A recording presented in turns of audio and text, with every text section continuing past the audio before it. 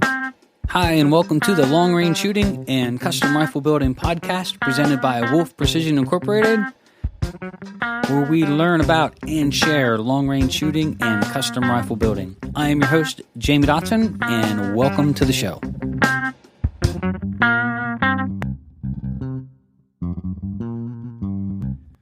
Hi, and welcome to episode 151 of Wolf Precision's Long Range Shooting and Custom Rifle Building podcast. I'm your host, Jamie Dotson, and welcome to the show. In this episode, we're going to be covering aluminum pillars, bedding, and drop fit. You'll hear this a lot with the different chassis and makes and models that you'll buy out there. And I just want to share with you some food for thought that it's not all as it appears to be, and you have to take this stuff with a grain of salt. So we want to dive into not just some opinions with it, but things that happen and why it doesn't always build the best rifle and ways that you can address it and fix it to really keep that rifle, without being too funny, bulletproof and keeping it running in the field in all types of different conditions, hot, cold, so on and so forth. So ought to be a great podcast. We're looking forward to it. Without further ado, here we go. So as you can tell, I'm a little under the weather. We're about 2 weeks into our new building. Yay, we're moving right along. I think we're assembling rifles. I think we have 5 about ready to ship this week. So that's pretty awesome to be here and functioning. Our machines are not here yet, so we have a new CNC mill and lathe. They're scheduled to ship here next month. We should have them installed by the end of May and be fully functional here with some of the stuff that we want to work on here and trying to address all the different issues in long-range shooting, as well as some new inventions. So one of the things I love about what we do is if you're innovative and you love and you're passionate about this type of work and machining and building and just constantly trying to come up with a better product or a better way to do things in all industry, this is alive and well. And it doesn't matter if it's here, whether it's gunsmithing, whether it's machining for industrial purposes or aerospace, or this industry is alive and well.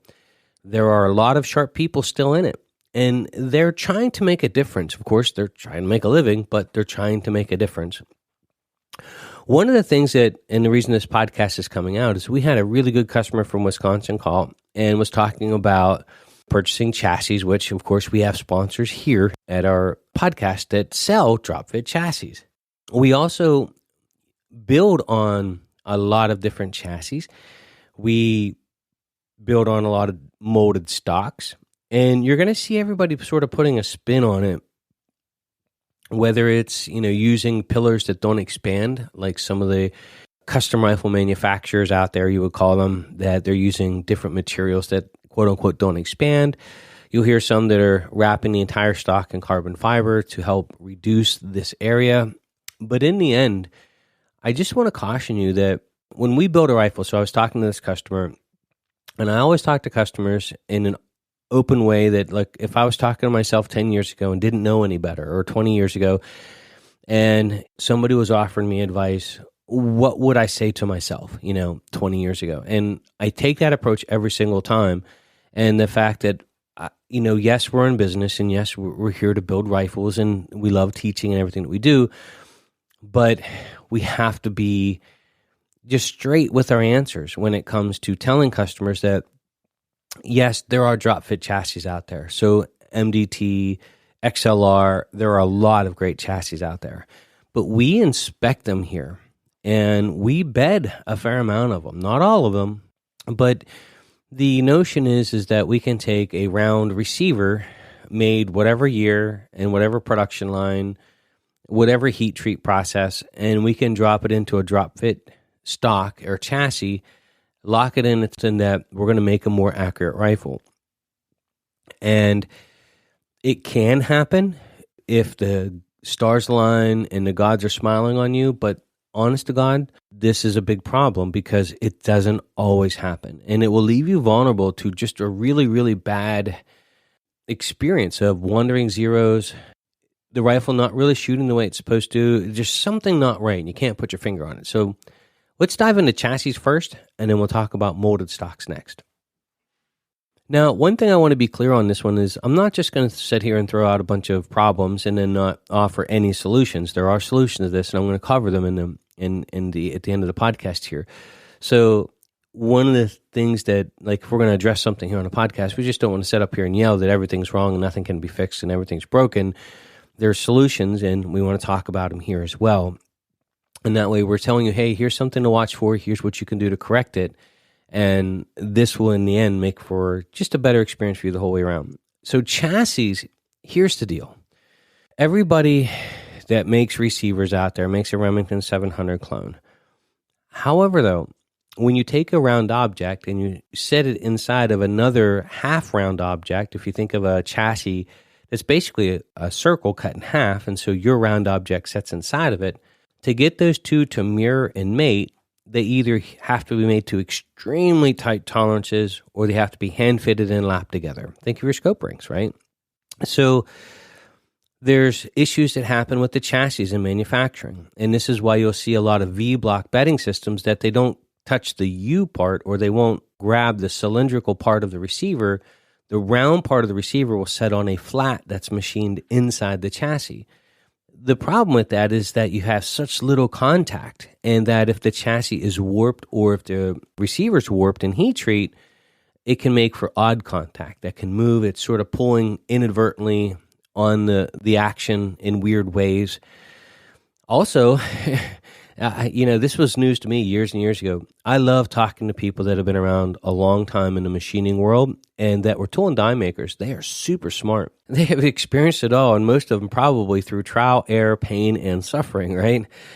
But if you over-tighten your chassis action screws to your action, and it's a round Remington 700 clone, and it's a V-block system inside the chassis, you can actually pull the action out of round into an egg-shaped receiver. Your action screws, when you start pulling on them using your torque value of your action screws pulling through the chassis, right? So you're pulling down on this object that's round. It's not very strong. It's just a round cylindrical tube, right?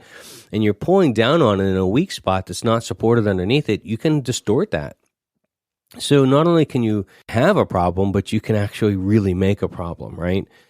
So a couple of things to pay attention to, and here's what we check for this. When the chassis are made, let's talk about chassis and we'll come back to actions. When chassis are made, they're aluminum. Aluminum has a thermal expansion rate that's actually, it's not bad, but it's there, so plus or minus 10 degrees, 20 degrees, 30 degrees, 40 degrees, you can get 2 or 3 10,000ths, 8 10,000ths movement in aluminum across a 2 or 3 inch block. You can go and do your research, find it online, do the math. There's calculators out there for this, but it's not that it's immeasurable, it's measurable, and it's not that it's a great amount.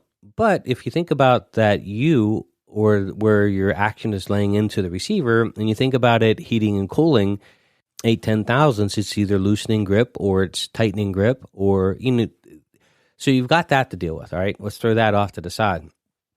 But how about the manufacturing process when these things are made? Aluminum, when you torque it and you set it into a machine and you're tightening it down to machine it, you can distort the product. When you machine it, although it looks right, spot on, when you release what's holding it, the fixturing, right, holding it into the machine, if you've over-tightened it and stressed the product, it will come back to its original shape, like it'll spring back a little bit, making all of your cuts out of spec. So you've got the whole issue with machining. On top of that is think about the heat that these machines create. Is the bar stock or the materials that they're machining, what temperature is it at when it's in the machine? Is it in the machine getting overheated from the tooling? Are they running coolant? There's a lot of things when you're trying to make a metal part. It's not just getting in there and cutting it. Temperature has a lot to do with the growth and expansion of the material, even just how the machine will cut accurately, right? So as a machine itself heats up and down, it can throw you out of tolerance on really tight tolerance stuff. Now, I'm not being a naysayer and saying that, oh my God, there's just no way to make anything perfect anymore. Let's just throw our hands up in the air and quit. That's not true. That's not true. But the problem is with the public is this is advertised as a drop fit. Here we go, stick it in, lock it in, away you go. But it doesn't work that way for everybody. And I just want to share with you some food for thought. when it comes to selecting your chassis. Now, before we continue on, I do want to say a quick thanks to two of our sponsors. I want to thank you to Trigger Tech. They are a maker of fine rifle triggers. We put them in all of our custom rifles here. They make everything from the Trigger Tech primary. They make the Trigger Tech Special, the Diamond, 2-stage, single-stage, curved shoe, straight shoe. Just a lot of great options. They are a user-friendly, end-user installation type trigger that is end-user adjustable, and it's safe. So if you want a nice upgrade for your rifle, we think putting a great quality trigger in it is a great way to go. You can learn more about that at triggertech.com. We'd also like to thank MDT. MDT is a maker of fine rifle chassis. We use them here in a lot of builds. They make everything from the new HNT 26 right down to the ACC Elite, the standard ACC, the J Allen. There's just the list goes on and on and on. Lots of great chassis to choose from. So if you want a nice upgrade for your factory or a custom rifle, you can stop over to mdttac.com. That's mdttac.com today. So when we go back to the chassis and we talk about drop fit, right? I'm just throwing it out there that the whole manufacturing process can have errors. It's hard to make a perfect part. It really is. There's a lot that goes into it in the back end. So I don't envy the problems that they go through. And I know that this can be very challenging in the process that they go through as well.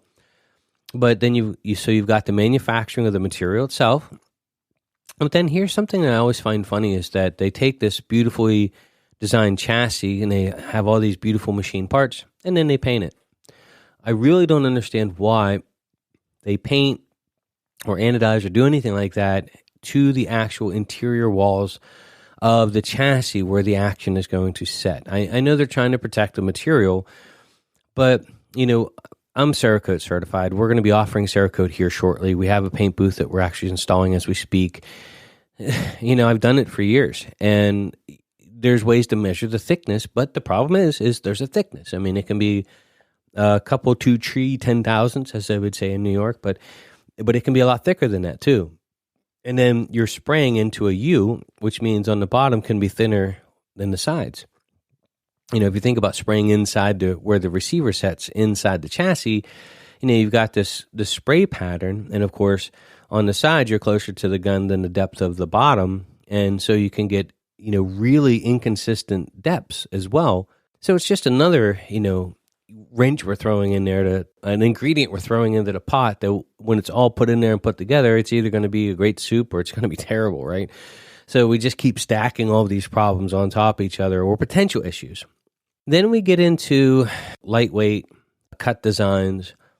I'm going to talk just for a second on this one. There are a lot of great patterns that can be cut in the chassis that relieve massive amounts of weight, but still maintain its massive rigidity. And you'll see materials that stocks are being made out of, but in the chassis world, you'll think of like a chassis being machined. They're really doing flat machining is what I would call it. They're looking at all 4 sides and they're getting their very simple tools and they're doing anything to relief down. They're not making any patterns. So in other words, they're reducing machining time as much as possible, which I get it. That helps keep costs down. But they machine it down, then they may take a hog out of an open T-slot or something, right? And then they flip the chassis over and they machine all the flats, depth-wise, and cutting it in dimension shape on the outside. But they could do so much more with patterns and shapes and things that help make the chassis way lighter but also more rigid. So they have a balance between trying to keep the cost down, right, by virtue of the amount of machining that they have to do to it and tooling and things that get involved in it. And anytime you do more advanced stuff like that, then you have to deburr it. Then you also have the chances, the more machining you do, the more there's a chance of having a bad part come out, So that part I get it, but there are ways to reduce a lot more weight, but it also increases machining time. So I'm a big fan of having super rigid chassis and not having a lot of flex in hunting stocks, which is just a massive issue for shootability. Then you get into molded stocks. Now, I was just talking a lot with a customer here recently, and we're talking about drop fit chassis, and we are going to have him send in. He built basically a switch barrel. He built a rifle with multiple barrels, and now he wants to turn some of those barrels just into completed rifles. It's very common. So guys will, buy 2 extra barrels of different calibers, but then they're like, I don't really feel like switching all this out. I'm just going to build another gun with the barrel. And we're going to have him ship that barrel to us, and we're going to build the completed rifle here with the barrel. And, he was a little confused as to why we would want to do that. He just, bolt the action and throw it in the chassis and away you go. And I was trying to explain to him everything that I'm explaining here now is that it doesn't work that way. It doesn't always work well that way, and it doesn't always end good that way. And so if our name is going to be on product and you're going to be shooting one of our rifles, we want to look at all the components, and the big one's the chassis. It's always been. When you get into the rifle stock itself, and we've talked about this with previous podcasts when it comes to the materials that the stocks are made out of. So think of molded stocks. Think of, I don't want to throw any brands out there, but think of a very popular stock makers around the country that offer traditional molded fiberglass or carbon fiber stocks.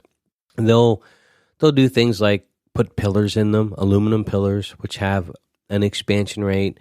And a lot of people think it used to be years ago when you put pillars in a rifle, like so for example, like a Remington 700, old Remington 700, it was in a wooden stock for crying out loud.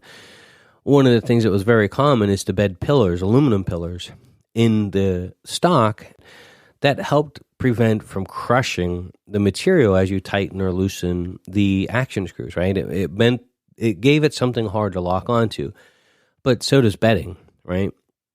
And doing both together is just even stronger. But you'll see like a lot of stocks won't offer pillars.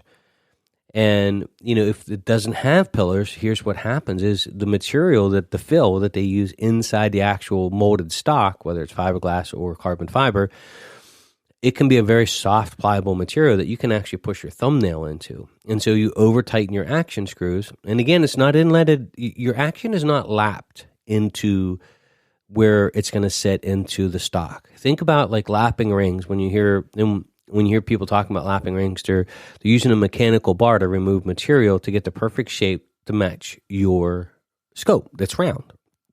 Your action is not lapped into the stock. And so even though you assume that all these things are machined so beautifully and they look beautiful, when you set the two together, they're not a mirror and they're not touching 100% on all sides. You have a plus or minus tolerance on the actual receiver itself, depending on the person that made it. It can be out of round. So if it's been heat treated, it can warp a little bit. So it might not be touching but in two areas.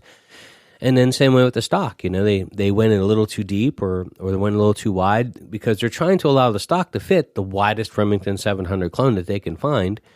And so yours might be on a tighter tolerance where it's just setting on the very bottom where the action screws are at on top of the aluminum pillars. Some stocks have aluminum pillars, but I will tell you that even though they have aluminum pillars, it doesn't mean that you don't have to bed it. I mean, you can check it, and there's ways you can check it to make sure that you got good contact. But really, a lot of your ultralight stocks, the reason they put aluminum pillars in it is because A, it's not bedded, and B, if they don't, when you tighten down your action screws to 65 inch-pounds, you'll start to compress the material underneath the receiver, and that creates a lot of issues on its own over time. And then you're going to see a lot of new stuff coming out where they're using a complete carbon shell over a foam core. It's not uncommon. Seiko does it now. So Seiko, when they're making their ultralight stocks, is they're taking a foam dummy looking of a stock, right? So it's basically expansion foam inside a cavity, and then they wrap that with sleeves of carbon. This is common. There's a couple of stock makers that do this. So think of the carbon fiber, rather than laying it around it, it's actually a sock, right? And so they pull it and they pull it. And their theory is that they're almost making like a carbon tube. So they maintain a lot more rigidity than a traditional stock because the carbon's 360 degrees the whole way around. It's like a solid tube. And then again, when they go and they set the action or receiver in it, it's setting on top the carbon, but it's still a foam core material underneath it. And again, it's not perfectly mated or a perfect mirror of the bottom of your receiver. It's close. It's probably touching in some decent areas, but again, do they have pillars in it? What's the material underneath it? Can it flex? Can it move? As they're tightening down their action screws, these are things to think about. And so this is another solution that people are coming up with, trying to make a more rigid stock and trying to come up with a way to support the receiver underneath it. Because let's face it, when that gun fires, that receiver's rocking inside that material, and it's putting a lot of pressure. It's moving. That barrel is whipping up and down. Think about you standing the rifle on its buttstock, gun empty, right? And having the stock tighten into whatever jig. It's a complete rifle, right? Think of your rifle complete in a chassis standing upright, but we put the chassis inside a locking mechanism that basically locks it in place. It can't move. It's now completely rigid upright like a tent stake, right? You grab the top of your barrel and start moving it back and forth, pulling and pushing and pulling and pushing, and watch what that receiver would do inside the stock. You can see, and you'll start to feel that you're putting all of this pressure back and forth, and you're putting a lot of stress, and you're putting a lot of tension in that area. And if it's not 100% contact, you can start to deform the area underneath it. You push hard enough and long enough, you can start to cause some issues where the action is mating into the actual stock. And this is the same thing that happens when you shoot or when you're constantly over tightening or under tightening, depending on how much contact that you have, right? So here's the good and the bad of it all. And the reason I'm throwing this out there is because, again, no ill intentions. When customers call in and talk, and they want to talk about rifles and they want to build a rifle, we're always super appreciative. It's for us, it's our livelihood. It's our passion. It's what we do. But we always have to keep in mind that we have to do it well. And we have to serve the customer to our best abilities and with the most honesty to give them the best product possible. And if that means that we have to throw it out there that, hey, yeah, we can take your barrel and we can actually make a rifle out of it, sure.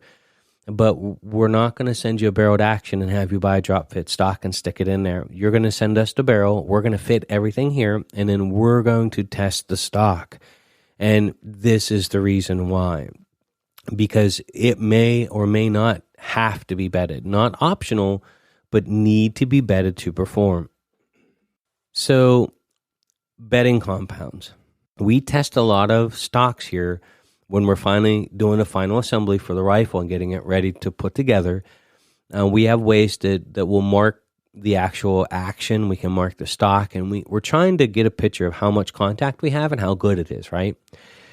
If we find that it doesn't pass muster, if it's not where I would personally want it to shoot at, I will call the customer and I will say, hey, look, I would really consider bedding this receiver. And we use a product called DevCon Steel Putty.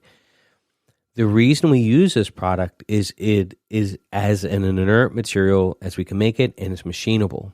So we put a material that mirrors your receiver, basically, into the stock. We make lots of little holes and divots and stuff for this place to hide and grab, right? Giving a buffer between the thermal expansion properties of whatever receiver you're using, the thermal expansion properties of the stock. We're trying to put an inert buffer between the two, right? And in that way, in hot and cold, you have that barrier between the stock and the receiver, which is your bedding compound. So, it's super tough. I mean, it's a machinable product. It's as strong as you can possibly make it. And then what we'll do is we'll actually mirror behind the front recoil lug, the front of the receiver, the rear of the receiver, and then even as far forward as we can get on the rear of the receiver, the tang, as close as we can get to the trigger to sort of support that V area and give it tons of contact. So you'll see we did a video if you want to go back to our YouTube. We haven't done much with YouTube in the last month or so just because of our move, but we did a video just showing how serious this can be. Like, we had a great high-end quality stock here, and we build lots of them, and not throwing any names out there, but we literally had a number 2 pencil with contact on all 4 sides of the receiver, just a little bit front, left, and right, behind the recoil lug, and a very minute amount on the back of the tang, which would either compress or you have that potential of things to move while you're shooting and banging the rifle around. So it absolutely needed bedded. Some food for thought. Years ago, it was thought that a rifle that was in landed property did not need to be bedded, right? That there was enough contact to hold it stable. I think there's a lot of people trying to come up with ingenious ways to try to machine into the receiver as well as into the actual stock or chassis better contact. I personally think that the Bumblebee with the flat bottom is probably one of the best ones I've ever seen. We haven't had to bend one yet. And simply because it's a flat, right? As long as everybody's got everything flat, we've got tons of contact in there, and there's nowhere for it to go. We've bedded probably 1 or 2 Bumblebees just because the customers had asked, but I'll be honest with you, really, really incredible setup and design, probably some of the best lockup that I've seen. So I think flat bottoms on the receivers help deal with a little bit of this rather than a traditional round, although a lot more weight and a little bit more difficult to make. Think about from the machining side, rather than working with a machined round tube that you can just turn from end to end, now you've got a square block, right? But when you're putting your rifle together, really, really consider taking it and having it bedded properly by a professional that knows what they're doing. Now, I'm not saying that it has to be done, but here's some facts. We built several rifles for a gentleman who won the senior division in PRS. I won't throw out his name because he's embarrassed that he won the senior division. He doesn't consider himself old yet, but if you're listening, we're getting old, right? But he had several really high-end chassis, and he asked me to come down and spend the day with him and bed the rifles and sort of show him. That way he can keep the rifles up and running. We bedded several of his rifles that day, and all of the rifles shot better. One of the rifles that constantly had a little zero change every once in a while, it was driving him bonkers, right? He was OCD, ADD for sure. That went away. And he was stunned. He really didn't think that you had to bed these rifles, right? They're advertised that way. And in some cases, you can get away without it. I guess it really is what your expectations are. If you're looking for a quarter-minute gun, if you're looking for a rifle that is going to be the hammer, right? It probably should be bedded.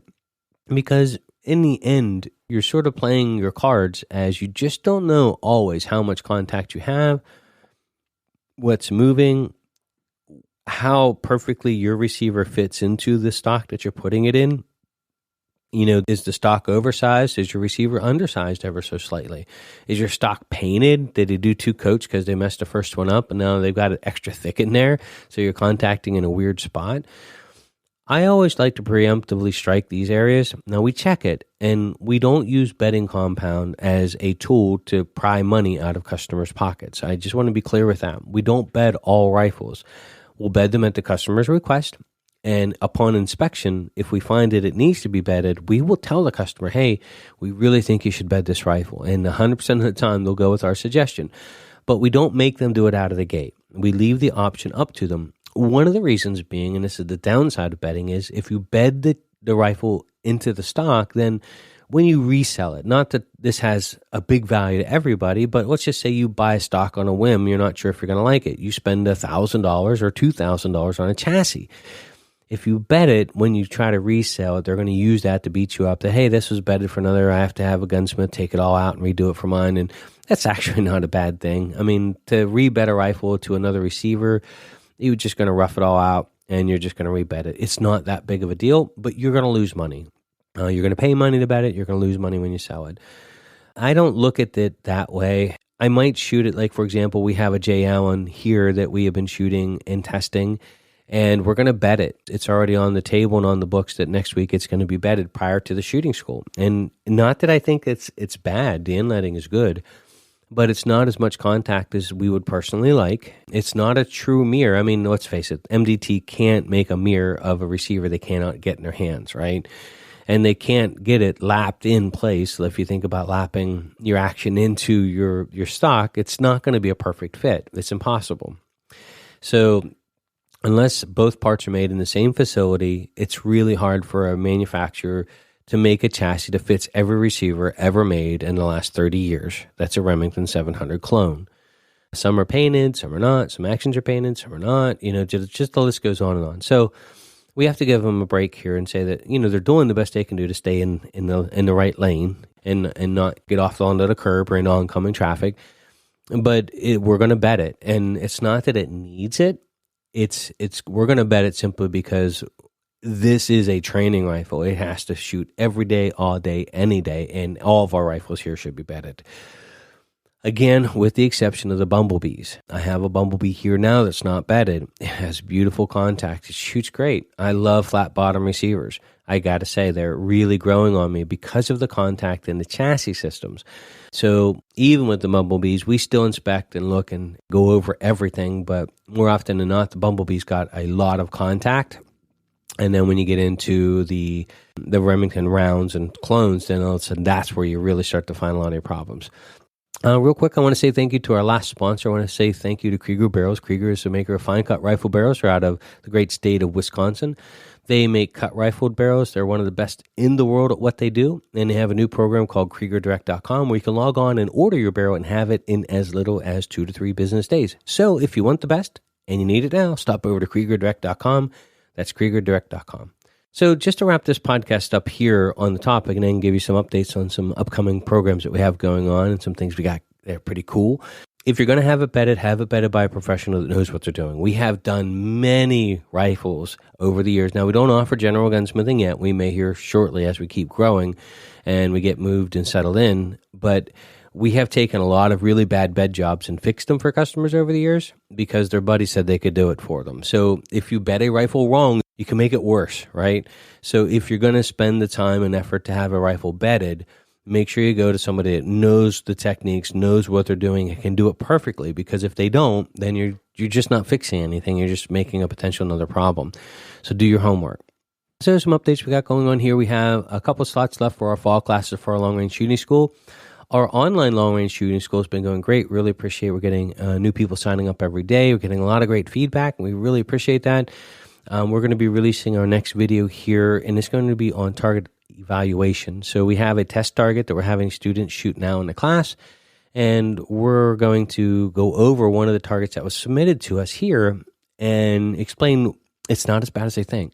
So they send us a test target, and of course they look at the big picture of the target, and they're not looking for what we look for. So we're going to do a tutorial on saying it's actually a good target and sort of explain why and what we're looking for when we actually shoot this in our person school. So we actually shoot the same target in our in-person class, and it's a teaching target. And so we're going to do a little explanation on that. That should be coming out on Saturday. So for those interested in attending our classes here, our in-person classes are filling up. We only have a few slots left for our fall classes. You can also stay with us here at our new facility starting at the end of August. We just finished up 2 new builds that went up for sale. And so we're going to start working really hard because there's lead times on these stocks at 6 months to try to stay out and at least have some options for customers that they can purchase and take home. And so we just released 2 new XLR chassis stocks. One is a hunting stock and one is a tactical rig. So they're on our website live. If you want to see more, you can go to wolfprecision.net. We'd also like to thank everybody that's joined our Wolf Pack. So if you enjoy the podcast and you want to support the show, you can stop over to Patreon or go to our website at wolfprecision.net. It's $3 a month. It really helps out a lot here at the show. We would certainly appreciate that. So thank you, everybody, for joining us here. We're going to give a shout out in the next podcast for sure. And then lastly but not least, if you have any questions or subjects that you would like us to cover here on the podcast or some people you'd like us to bring on an interview, shoot us an email. It's contact@wolfprecision.net, and we're going to start making a list.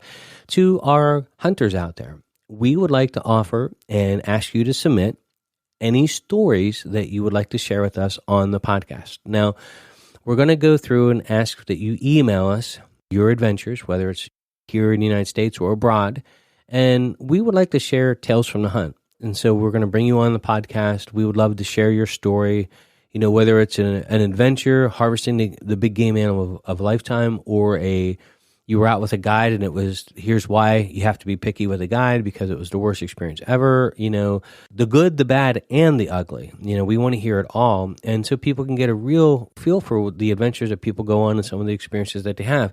So we're going to do a competition. And we're going to ask everybody to submit your adventure. If you can do just a small story, we might give you a call. We're going to pick out the top 3 or 4, and we're going to invite you on the podcast and do an interview. And you can share with the listeners your experience. We're also going to do the same thing on match shooting. And so we would like to offer for customers and for those that are listening that if you had a great experience at a match, as you're growing, things that you have learned in addressing equipment, addressing targets, how your setup goes, the good, the bad, and the ugly. You went to a match and here was your experience and the lessons that you learned that you would like to share to somebody else to benefit them. So really trying to share with and benefit the listeners that are out there that might be able to take something of value from it. So we're going to be opening that up. You can send in your submission to contact@wolfprecision.net, and in the subject line, put tales from the hunt or preparing for the match. And we're going to pick out the top 3 or 4, and we'll reach out to you our way of saying thanks, we got some pretty cool prizes we're going to send out for the top 3, our top 4. We haven't decided how many yet, and it depends on how many good stories we get. So looking forward to seeing all the emails coming through and all the tales of the adventures for sure. So thank you, everybody, for taking the time to join us here at the podcast. If you like the show, please leave us a comment down below, and that means a lot to us and as well as for other people finding it. If you know people that are into this type of shooting or long-range shooting and you like to share the podcast, that helps us a lot too as well. So thank you, everybody, for taking the time to join us here. My name is Jamie Dotson. I'm your host, and you're listening to the Long Range Shooting and Custom Rifle Building Podcast.